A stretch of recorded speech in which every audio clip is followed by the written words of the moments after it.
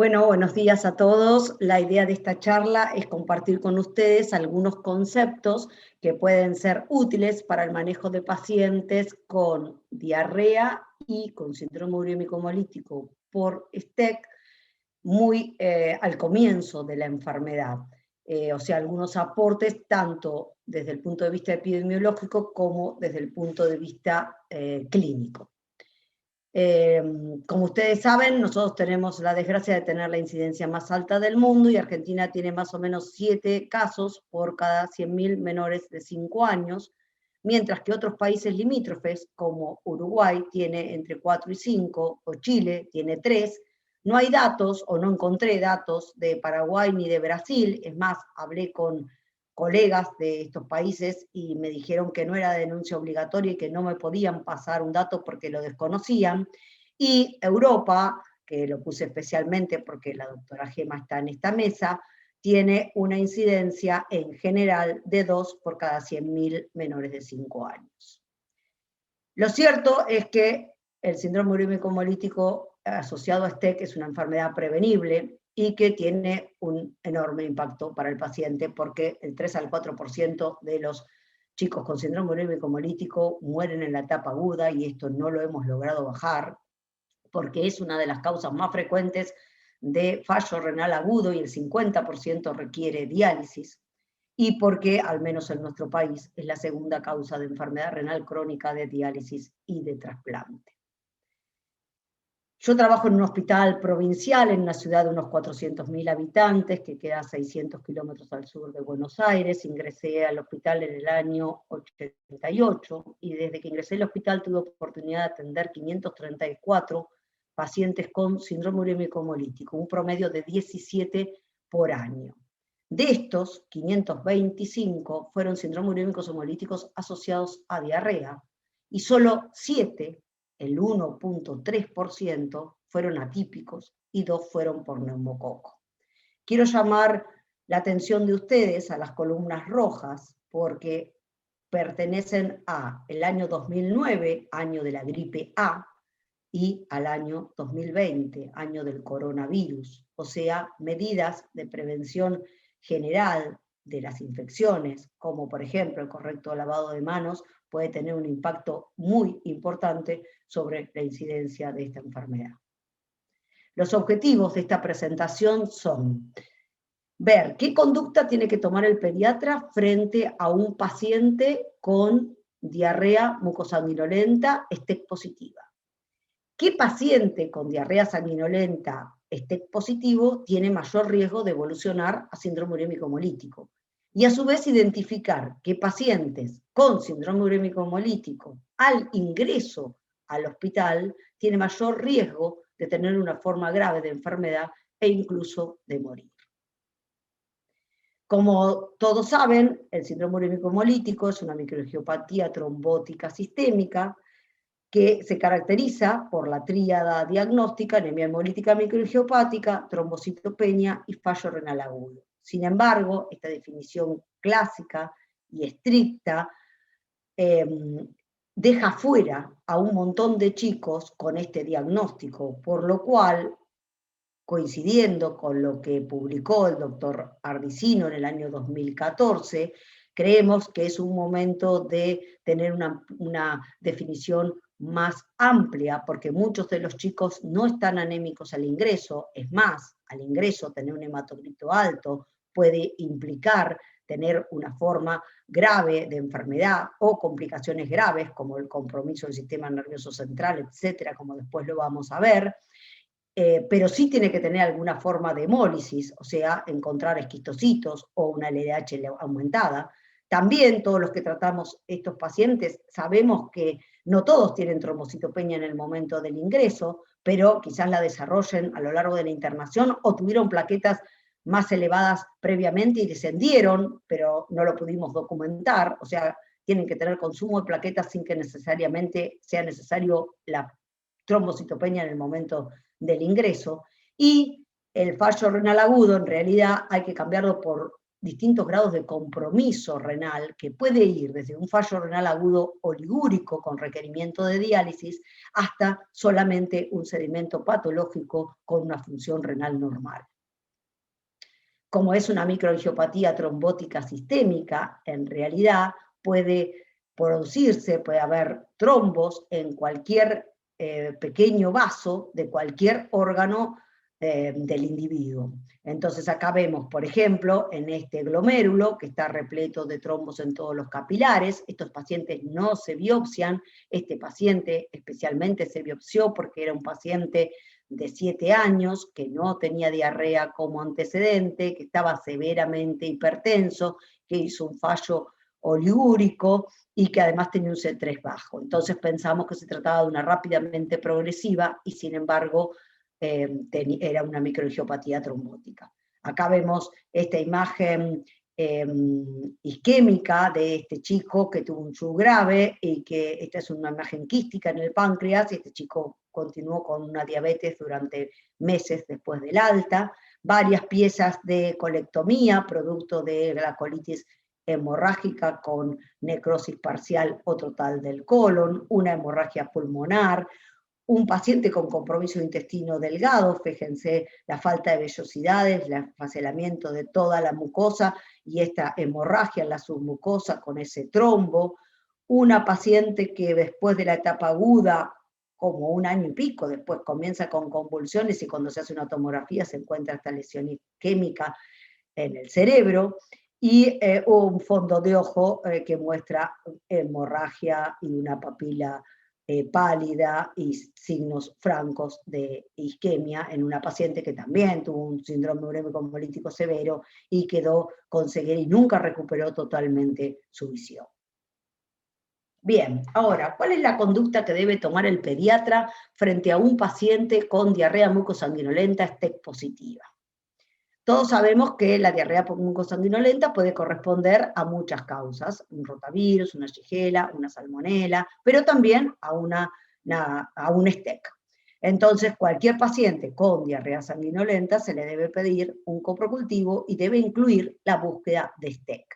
Nosotros desde el año 2010 podemos hacer en nuestro hospital PCR para el diagnóstico de STEC, lo cual nos facilitó mucho las cosas en cuanto a la precocidad del diagnóstico de STEC, porque antes las muestras las teníamos que mandar a Buenos Aires, al Laboratorio Nacional de Referencia, y el resultado tardaba.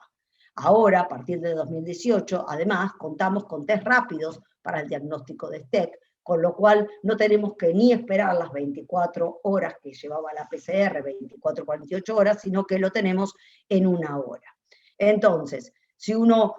tiene un paciente con una diarrea sanguinolenta, le pide el coprocultivo y a uno le dicen que, o le hace un test rápido y uno sabe que es STEC positivo, este paciente tiene 2 posibilidades: que se autolimite la diarrea por STEC o que evolucione a síndrome urémico hemolítico. ¿Cómo nos manejamos nosotros en el hospital? Cada paciente que es STEC positivo, desde el mismo laboratorio se comunican con nosotros y entonces nosotros llamamos a la familia, la contactamos, le informamos qué es lo que tiene, le informamos la probabilidad de evolucionar a síndrome urémico hemolítico, nos aseguramos que el paciente esté correctamente hidratado, pedimos un laboratorio inicial de sangre y orina como para saber que no está ya con la enfermedad. Si ese laboratorio es normal, después hacemos un seguimiento clínico y con orinas seguro durante el periodo de prodrómico, digamos, de la enfermedad, que es entre 7 a 10 días, pero bueno, si el paciente lo amerita, a veces también volvemos a repetir un análisis de sangre, pero si no, lo hacemos un seguimiento clínico y le hacemos solamente laboratorio de orina. Y a su vez, esto nos permite avisarle al padre que el paciente, tenga o no tenga SHU, no puede concurrir al jardín o a la guardería hasta no tener al menos 2 coprocultivos negativos. O si no tengo la posibilidad de hacer PCR o de hacer un test rápido y de asegurar por un método de laboratorio que el coprocultivo sea negativo y tener 2 muestras, al menos esto no puede concurrir al jardín o guardería hasta que al menos no hayan pasado 15 días de iniciada la diarrea, como lo demostramos en un trabajito que hicimos acá en el hospital, donde el 90% de los pacientes con SHU dejaban de eliminar la bacteria a los 15 días y la totalidad a los 22 días de iniciar la diarrea. En el año 2018 participamos de este estudio observacional patrocinado por Immunova que buscaba saber cuántas diarreas sanguinolentas eran por STEC y cuántas evolucionaban a síndrome urémico hemolítico. En nuestro país atendimos a 88 pacientes con diarrea sanguinolenta en ese periodo, 7 fueron positivas para STEC, 7,9%, y 14% evolucionó a síndrome urémico hemolítico. Eso fue no en nuestro país, sino en nuestro hospital, perdón, creo que dije mal. En todo el país fueron 714 pacientes con diarrea sanguinolenta, de los cuales 29 fueron STEC positivos, el 4,1%, y 4, el 13,8%, evolucionaron a síndrome urémico hemolítico. O sea, la cantidad, el porcentaje de pacientes con STEC que evoluciona a síndrome urémico hemolítico está en el orden de los 10 al 15%, como dice toda la bibliografía, y acá se repitió igual en nuestro hospital que en el resto del país. Lo que no fue igual fue la incidencia de STEC, que por cierto es muy distinta en una u otra zona de nuestra extensa Argentina. Bien, ahora, ¿qué paciente con diarrea por STEC tiene más probabilidades de desarrollar síndrome urémico hemolítico? Porque como vimos, de todos los que tienen diarrea por STEC, evoluciona a síndrome urémico hemolítico el 10 al 15%. Entonces, ¿podemos adelantarnos y decir, este tiene más chance de terminar haciendo un síndrome urémico hemolítico? Bueno, unánimemente todos estos artículos dicen que si un paciente con diarrea por STEC tiene leucocitos elevados, algunos dicen más de 13.000, otros dicen más de 20.000, en el momento que se diagnostica la diarrea por STEC, tiene 5 a 7 veces más probabilidades de evolucionar a SHU, y más si lo que tiene aumentado son los neutrófilos, pero no me voy a meter en el tema del doctor Erxeni. Bien, también hay artículos que demuestran cómo el uso de antibióticos en una diarrea por STEC incrementa la probabilidad de evolucionar a SHU. Estos son 2 artículos con 12 años de diferencia del mismo grupo. Los trabajos fueron prospectivos, y si miramos, por ejemplo, el segundo trabajo, que incluyó 259 chicos con diarrea por Escherichia coli O157, de los cuales 14% evolucionó a SHU, exactamente igual que en nuestros números. Ellos lo que observaron fue que el 36% de los que habían recibido antibióticos evolucionaron a síndrome urémico versus el 12% de los que no habían recibido antibióticos. Y los antibióticos que más frecuentemente habían usado para estas diarreas fue trimetroprima, sulfametoxazol y metronidazol. También es muy conocido y ya de hace mucho tiempo que los anticolinérgicos incrementan las chances de evolucionar a SHU en más de 3 veces. Pero quizás lo más importante de todo no sea lo que acabamos de decir, sino sea el tipo de genotipo que porta la bacteria con la cual el paciente se infecta. Así, todos estos artículos, todos recientes, muestran que la chance de tener un síndrome urémico hemolítico es mucho mayor si el paciente se infectó con una Escherichia coli que produce una gigatoxina 2A o 2A y 2C, que si se infectó con una que produce una gigatoxina 1. Más si tiene otros factores de virulencia, como por ejemplo el EAE, o sea, la intimina, que es la proteína de adherencia, o la enterohemolicina. Es más, si el paciente tuviera gigatoxina 2A asociada a gigatoxina 1, el riesgo de evolucionar a SHU es menor que si tiene solamente gigatoxina 2A. Y se cree que esto tiene que ver con una competencia por el receptor, con el efecto protector que tiene la gigatoxina 1 al competir con el receptor de la gigatoxina 2, como ha sido publicado, digo, nuevamente repito, recientemente por varios autores. Si nosotros vemos qué es lo que pasa en nuestro país, vemos que en Argentina, en las diarreas, hay un claro predominio de gigatoxina 2A y 2A2C, alrededor del 53 al 76% de los pacientes. Muy distinto a lo que pasa en Australia, que es un 4%, o en Estados Unidos, un 4,5%, Japón, un 11%. Sin embargo, en estos países, por ejemplo, Estados Unidos, predomina la cigatoxina 1 asociada a la cigatoxina 2, que, como vimos, implica un menor riesgo de enfermedad, y esto es lo predominante, con un 60, un 63%, o en el caso de Japón, 44%. Y lo mismo que pasa con los humanos con diarrea, pasa con el ganado. En Argentina, nuestro ganado tiene el 50%, tiene cigatoxina Na2A, mientras que el ganado de otros lugares porta cigatoxina 1 y cigatoxina 2, disminuyendo el riesgo de evolucionar a síndrome urémico hemolítico. O sea, nuestro país, desgraciadamente, tiene una gran colonización por cepas que son más virulentas.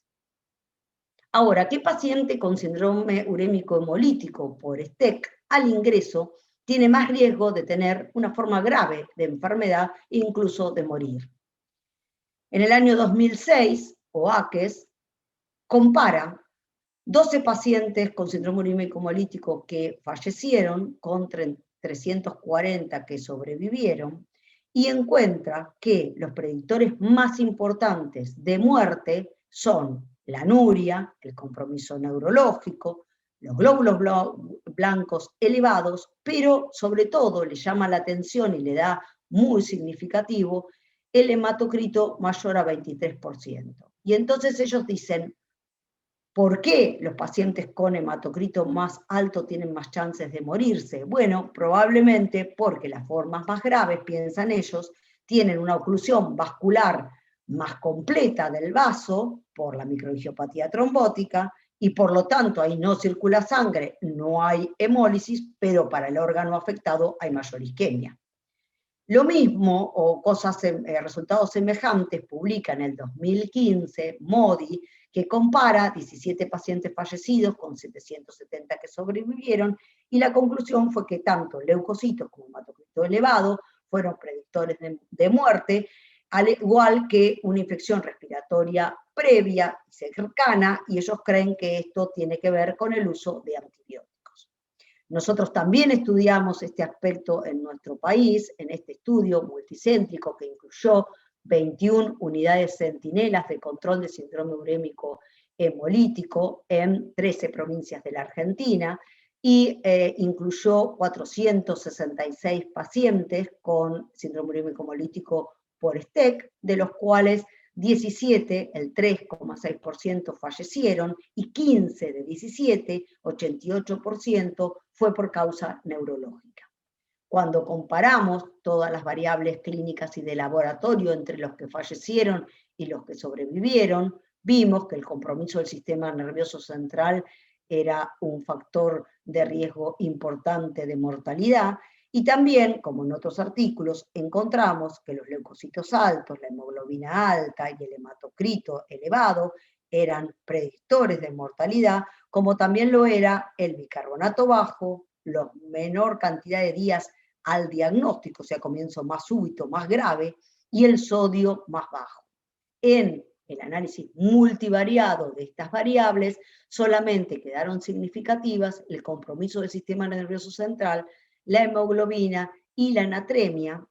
Y bueno, fue una sorpresa encontrar que la anatremia era un predictor importante de mortalidad y otro predictor más de mortalidad. Siguiendo con las formas graves, en el año 2015, el doctor Ardicino trata de encontrar predictores de compromiso neurológico severo en los pacientes con síndrome urémico hemolíticos. Entonces, él divide a los pacientes en 3 grupos: los que no requirieron diálisis y no tuvieron compromiso del sistema nervioso central, los que requirieron diálisis pero no tuvieron compromiso del sistema nervioso central, y los que requirieron diálisis y tuvieron compromiso del sistema nervioso central como el grupo más grave. Y lo que encuentra es que los pacientes que requirieron diálisis y tuvieron compromiso del sistema nervioso central tenían glóbulos blancos más altos, hemoglobina más alta, y también, aunque él no lo jerarquiza en su trabajo, tenían sodios más bajos.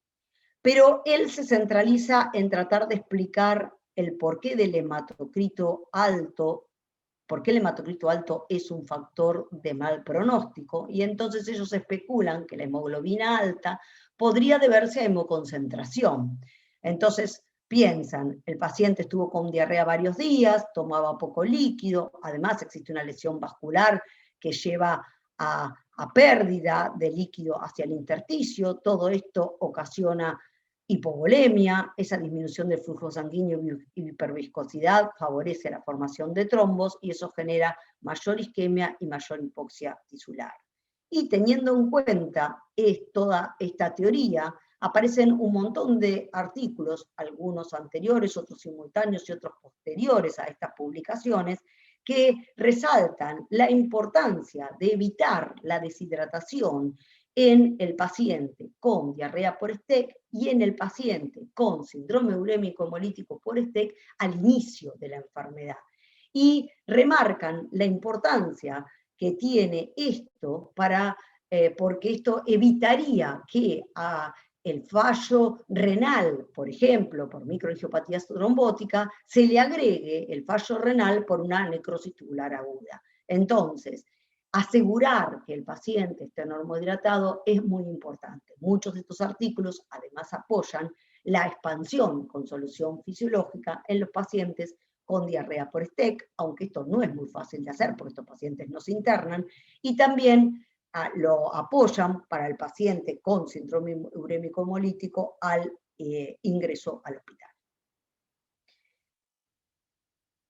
Hematocrito alto y leucocitos altos también fue encontrado en forma muy frecuente en pacientes con otras complicaciones severas del síndrome urémico hemolítico, como fue comunicado por el grupo del Hospital de Niños de La Plata, donde ellos encuentran que de los pacientes con colitis hemorrágica, el 50% tenían al ingreso un hematocrito mayor de 30 y el 64% tenían más de 20.000 leucocitos. O sea, que esto se sigue repitiendo en todas las formas graves. Y el mismo grupo recientemente encontró que los pacientes, que el 96% de los pacientes con colitis hemorrágica tenían hipoalbuminemia y el 56% de ellos tenían una hipoalbuminemia severa. Y cuando ellos analizan los distintos factores de riesgo de colitis hemorrágica y de compromiso renal severo y compromiso del sistema nervioso central, encuentran a la hipoalbuminemia como un factor de riesgo independiente de todas estas formas severas de enfermedad. O sea que hematocrito y hemoglobina elevada implica mayor riesgo de formas graves, tanto compromiso renal como colitis hemorrágica, como convulsiones, coma y como muerte. Así que cuidado con el paciente que al ingreso no está anémico. El año pasado, el doctor Balestrasi del Hospital Elizalde de Buenos Aires también estudió predictores de formas graves de síndrome urémico hemolítico y encontró que de todos los urémicos hemolíticos, el 32%, o sea, un tercio de ellos, tienen complemento bajo. Y como todas estas publicaciones que yo vengo comentando, él encuentra que tanto leucocitos como hemoglobina, como LDH aumentado, así como sodio bajo, albúmina baja y C3 bajo, fueron predictores de formas graves. Sin embargo, cuando él hace el estudio multivariado de este grupo de pacientes, persisten significativamente positivos los leucocitos elevados y el C3 bajo. En resumen, mejorar la detección de los pacientes con diarrea por STEC e identificar qué pacientes de estos con diarrea por STEC están en más riesgo de evolucionar a síndrome urémico permite un correcto seguimiento del paciente asegurando su estado de hidratación. permite el control epidemiológico, evitando que se disemine una cepa patogénica, y a su vez abre una ventana terapéutica para potenciales tratamientos preventivos, como podría ser, por ejemplo, el suero equino que desarrolló el laboratorio Immunova, estudio aún en curso que tuvo que pararse debido a la pandemia. Y conocer qué pacientes tienen mayor riesgo de desarrollar una forma severa de enfermedad permite, obviamente, derivar al paciente a centros de mayor complejidad y también estas nuevas observaciones, como por ejemplo la activación de la vía alterna del complemento, abre el interrogante sobre la posible utilidad de un inhibidor de la vía alterna del complemento, como puede ser el eculizumab, en algún grupo especial de pacientes muy grave. Bueno, muchas gracias.